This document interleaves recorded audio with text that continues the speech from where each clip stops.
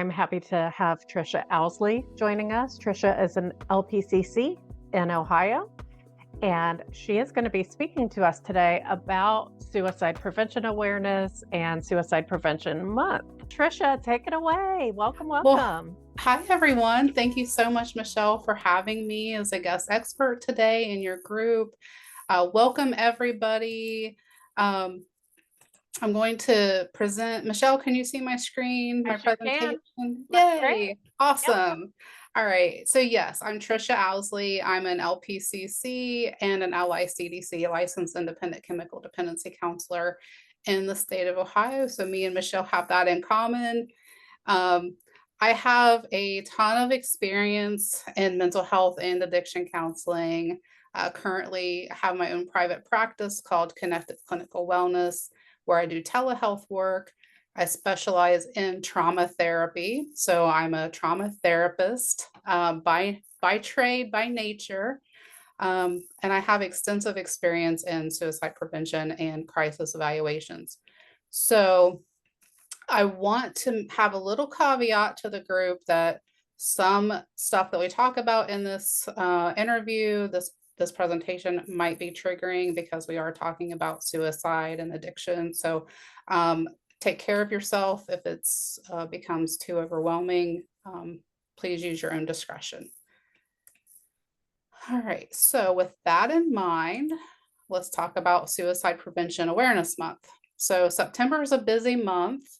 We have two different things designated for September. So we'll start the presentation with suicide prevention awareness. I'm going to also touch on the fact that September is also Recovery Month. So I pulled these stats from the CDC, Center for Disease Control. You can go to cdc.gov and pull up these stats. The suicide is a public health crisis. This is a big deal. 49,000 people in the United States died in 2022. Now I know it's 2024. These are a bit old numbers, but this is the most recent data that we have. 49,000 people. Imagine how many people that is. One death every 11 minutes. 1.6 million people attempted suicide in the United States in 2022. That's Michelle, I'm not sure what the population of Ohio is, but this is a lot of people. You know, me, I live in rural Appalachia, so like, you know, my county size is like 23,000 people. I can't imagine what 1.6 million people attempted suicide looks like. That's an astronomical number. And some racial and ethnic groups also have disproportionately higher rates of suicide. So if you're a person of color, that automatically increases your rate So or Trisha, risk. it's the population of Ohio is just under 12 million. So Uh, this is like a tenth of the whole state of Ohio. That's yeah, it's huge. probably over the population of a major city, Mm-hmm. um, like Columbus. That's probably the entire population of a major city in our country. That's a lot of people. Also, so racial and ethnic groups have disproportionately higher rates of suicide. Also, males are 4 times more likely, according to the statistics, to die by suicide than women. Men accounted for 80% of all suicide deaths in our country in 2022. So men, minorities, there are people more at risk to die by suicide. And part of what I'm really passionate about sharing with everyone is knowing what the risk factors are and being able to show up and be a support and link people with help. That's what I'm hoping to share with everybody. So let's talk about some myths of suicide. Hopefully I can dispel some of these. One, and these aren't in rank order. I just pulled some that I've heard other people share across social media. Myths about suicide, talking about suicide, asking a person if they're having thoughts of suicide. Well, I shouldn't do that because that's going to give them the thought to do it. It's going to increase their likelihood to act on it. That's not true. ask if you're worried, if you're having, a feeling like, well, maybe they're having thoughts of suicide, ask. That shows a person you care and that you're paying attention to them. Don't be afraid to ask. It is a myth to think that you bringing it up is going to plant this idea in their head. That is absolutely false, not true. So please ask.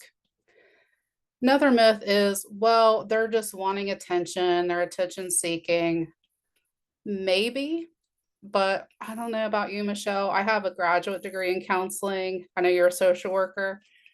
I've had 10 plus years in the field, a lot of postgraduate training, and I can't predict people's behavior.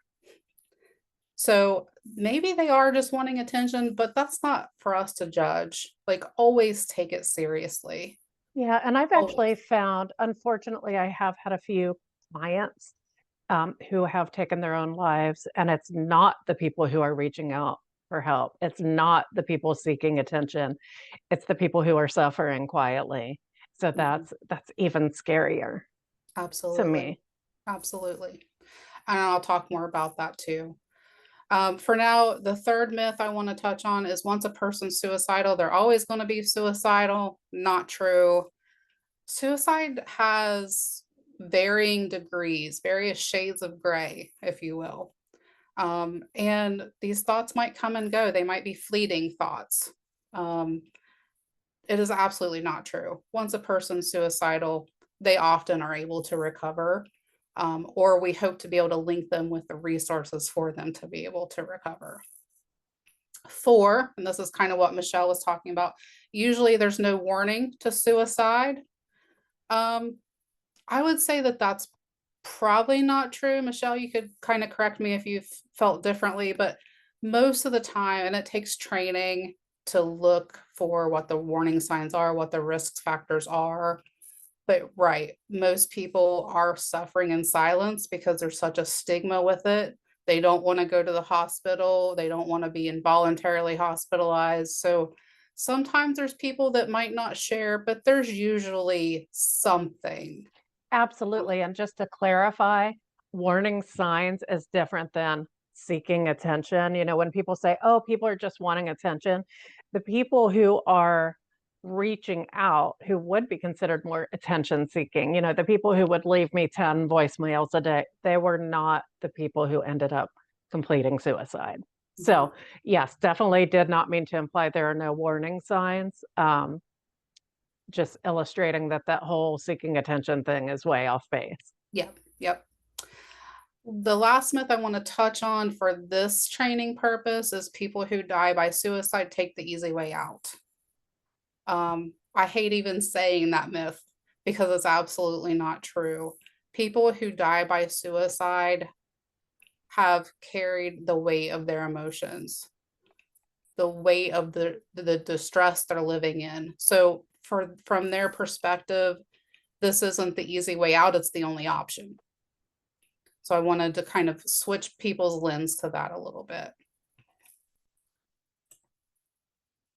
Quickly, let's touch on Recovery Month, and then I want to bring everything together here. So, more stats. I'm a stat person. So, these are national statistics according to the National Center for Drug Abuse Statistics. You can find these at drugabusestatistics.org. So, suicide is a life threatening condition. So is drug abuse when it comes to overdose deaths. People are still losing their lives. So that's why September is just a really important month for mental health and addiction. Over 96,000 people die from drug overdoses in a given year. 96,000 plus. Opioids, so pain pills, those kind of things, are a factor in about 7 out of every 10 overdose deaths. So they account for over half. And what most people don't know, and I included this here at the bottom of this slide, there's other drugs that people overdose on besides opiates, and that's kind of not a big known thing, but you can overdose on cocaine. There, especially in my area, I'm sure around the country, but there's a lot of overdose happening on psychostimulants, aka methamphetamines. That's hugely on the rise. And methadone is also something that a person can overdose on, but methadone is not as widely used as it used to be. And lastly, the statistic about 1 million um, drug overdoses have killed about almost 1 million people since 1999. Again, the size of a major city since 1999. That's a lot. People are losing their lives to suicide deaths and overdose deaths. Let's talk about some addiction myths. Again, this is something I'm really passionate about, ending the stigma, helping people understand these conditions. The first myth, addiction is a choice. There's actually research that says addiction is a disease. I won't bore everyone with the neurobiology of addiction, but our brain has a pleasure reward circuit. And there's just so much evidence, it's overwhelming to point to, like, that's an absolute myth. Addiction is not a choice, it becomes a physical disease. Addiction is physiological, and I'll say there's an emotional component to it, but that's not the only thing. Myth 2, they'll never change. People in addiction will never change. Again, research says counseling works, medication-assisted treatment works, recovery works. So myth number 2 is just that, it's a myth. It's not true. Number 3, they can stop anytime they want. Absolutely not true. People can really experience deadly withdrawal symptoms from 2 specific types, benzodiazepines and alcohol. A person can die from withdrawal symptoms from those 2 types of substances. So it is absolutely not recommended to just stop cold turkey. But aside from that, people who use meth or opiates, again, physical addiction, bodily dependency on these substances, and people get very, very sick. So it's not as easy as just stopping whenever they want. Number 4, addicts are bad people. I can say that a lot of us are raised with the idea, like, you don't want to work with those people. You don't want to be around those people. They're people and they need help. Addicts aren't bad. They're hurting. And if we're hurt, of course, we want someone to help us. We want someone to be there to support us. So they're not bad people. They're just people that are hurting. And lastly, the last myth I'll share for addiction is you have to hit rock bottom before you can overcome addiction. Say that to someone who has a broken leg. You have to hit rock bottom before I'll take you to the emergency room. You have to be in pain for like X amount of time before I'll take you to the doctor. Ridiculous. You don't have to hit rock bottom before you can start to overcome addiction. You can start anytime, anytime. So that's an absolute myth. So I wanted to share personal story, and then tie this all together. So this was me about 12 years ago. My first job, I was a baby therapist. Well, I can't even say therapist. I was an addiction counselor. So I didn't have a master's degree yet. I was just finishing undergrad. I had a counselor, chemical dependency counselor assistant certification. So I really knew hardly anything. I can just see on my face how green I was, how naive I was, right? I'm sure we can all relate. So my first job was as an addiction counselor. Once I moved up, I kind of grew up in the field and I got my master's, my LPC license. I became a crisis evaluator. It's part of my community mental health job. Then I started working in forensics, doing jail services counseling, and a lot of that work was crisis evaluation, crisis intervention work. And then I became an outpatient therapist in a hospital setting. Again, people come to the hospital when they're having thoughts of suicide or having problems with substance abuse. And even now, as a clinical supervisor, I'm teaching other therapists how to work with these life threatening conditions. So, what I'm trying to say is that me wished I knew what I know now. And that is I have three factors here. Suicidal ideation doesn't always require involuntary hospitalization. That is a major reason why people don't seek help because they're afraid. They're afraid of being judged, they're afraid of their rights being taken away and having to go to the hospital. Again, there's various shades of gray. Just because a person's having thoughts of suicide, one, doesn't mean they're going to act on it. And two, even if they wanted to act on it, doesn't mean they have access to the means to act on it. So you have to really become experienced and educate yourself on the type of interventions that's appropriate. Experiencing suicidal ideation doesn't mean a person's severely mentally ill. Again, it means you're a person. It means you're having thoughts. And there's treatment and that does work. Having a trauma-informed lens is really important.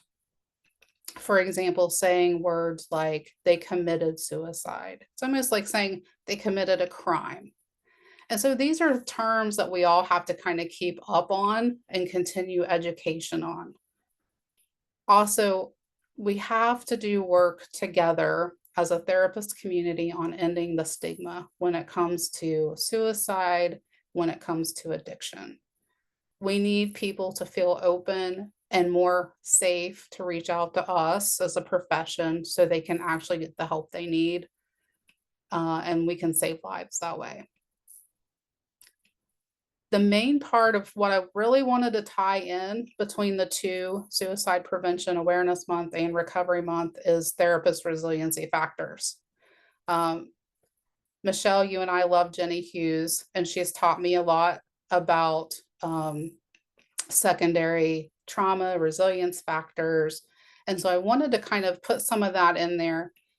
Most therapists, well, I can't say most, a lot of therapists are afraid to work with addiction populations, or afraid to work with suicidal populations because of liability. And what can help us have resiliency factors to take care of us, to address our fears, our insecurities, is educate yourself on these topics, have support. And when I mean support, because I list consultation, supervision, that's professional support, but I also mean personal support. Not that we're going to go home and talk about clients and break HIPAA, but having your own personal support network is really important. It's a resiliency factor. It helps insulate us from secondary trauma. Seek personal therapy if you need to. And I put other because these are very individualized. Whatever works for you, whatever helps you recharge and be able to do this work day after day. And lastly, a major resiliency factor is knowing your resources and knowing that you're not alone in treating these. There's 988. You can do the crisis text line, 741 741. Know your local crisis text lines. Maybe also link clients with some harm reduction methods like having Narcan, knowing where needle exchanges are, or medication assisted treatment. And also know where you can refer for maybe some inpatient things. So know your resources and know this isn't all on you. I've taken some trainings from Paula Marucci through EMDR Chicago, and she is a great EMDR instructor, and she calls, some of that resourcing work in the EMDR, she calls it the work before the work. So when it comes to suicide prevention, when it comes to addiction awareness and recovery, we have as therapists, we need to do the work before the work and make sure that we know the resources and we're also taking care of ourselves. And we have these measures in place for our own resiliency. So you can make a difference, normalize the conversation, be a source of support, be open, empathetic, compassionate. These thoughts are okay. These are normal thoughts. These are normal problems. Let's work together. Educate clients and families. Share what you've learned in this training. Educate people. Build trust, not just with your clients, but with colleagues, and address vicarious trauma among yourselves and colleagues with those resiliency factors. And with that, I'll hand it back over to Michelle. Thank you so much, Trisha. This is so important, and it's still such a stigmatized topic. And it makes me think about how, as therapists, a lot of the training that we get as far as suicide, assessment, prevention, intervention, is we get ethics trainings that basically scare the crap out of us because they say this is the number one way you're going to get sued and lose your license. So, it becomes this thing that we fear and that we hope never happens, which of course we don't want that to ever happen. But, it's turned into a legal/ethical dilemma. It has, but put yourself in a potential client's shoes. Mm-hmm. I can't even go to a therapist because this is going to make them afraid, or this problem Right. is going to be so big for them, it's going to affect them. So, right, Mm-hmm. we want to normalize it, and we want clients to feel safe enough to come Mm-hmm. to us when they're having these thoughts. Absolutely. And, for therapists and really any mental health providers to know that there's a huge difference between I'm having these thoughts and I really need to talk about them with someone, and, I have a plan and you need to activate our safety plan. Mhm. Yeah, there's a big difference. Like I said, there's lots of levels to suicidal ideation. Hmm. It could be they're having thoughts and you can develop a safety plan with them, or have them, verbally or in writing contract to safety. Um, but then there's other times where they have a plan and they have intent, and then you have to follow safety protocol to have them Hmm. evaluated, perhaps hospitalized. But it doesn't always have to be that way. And I think a lot of potential clients that suffer in silence are just scared because they don't know and they don't want to risk. Yeah, a lot of people might lose their job if they're hospitalized, or a lot of people's, might be unfairly judged by friends, family, community. Again, that stigma. Well, you had to go to the hospital, dot, dot, Hmm. dot. That's hard. It is. Yeah. Well, tell us how we can learn more from you. Oh I gosh. know we just barely even like scraped the surface of this. So, yeah, Yeah, tell us. so many ways. So I'm going to share, this is my last slide. Um, so I'm having a live webinar on September 26th. I think that's next Thursday, from 6 p.m. Eastern time to 7 p.m. Eastern time. I'm going to have that with an exclusive Zoom invite. So I'm going to be teaching kind of just the lay person. This could be good for therapists. It's kind of something either to educate yourself or brush up on your skills. But I'm going to be doing a live suicide prevention training, how to recognize the warning signs, how to offer support to individuals in crisis, and how to connect individuals in crisis with help. So this training would be great for anyone, um, anybody in the community, anyone that cares, anyone, a teacher, healthcare worker, therapist, parents, friends, family, anybody. This training could be really helpful. It's going to be very compact and to the point, for a 60-minute slot. It's going to be a really great training, and hopefully, like I put in the title, I'm going to help equip you to save lives through this training. You can register through my website, connectiveclinicalwellness.com/training. Also, you can follow me on social media, Facebook, Instagram at Connective Clinical Wellness, or add me on Facebook, Trisha Owsley. Okay. Awesome. And I did drop the link to the training underneath the video here. So anyone who sees this, please help share this. This is such a valuable resource for just $9. And again, it's for anybody in the community and mental health, family members, friends, concerned citizens, anyone at all. And also, I happen to know because I have the inside scoop that Trisha is working on a lot of really exciting things, trainings with CEUs attached. So stay tuned for that. That's coming. You'll be able to get your CE trainings from Trisha very soon. Yep. And yeah, just reach out, okay? Anybody can reach out here. You can reach out to Trisha directly, reach out to me, put, comments under this video. We'll see them and we'll get back to you. Yeah. All And thank right. you, Michelle, for the opportunity, and thanks everyone for watching and for just taking time to learn about these really important subjects. Absolutely. And, sorry everyone again for the tech snafus. Can't promise that'll never happen again because, like I said, it's different every time I get on here, but we'll keep muddling through.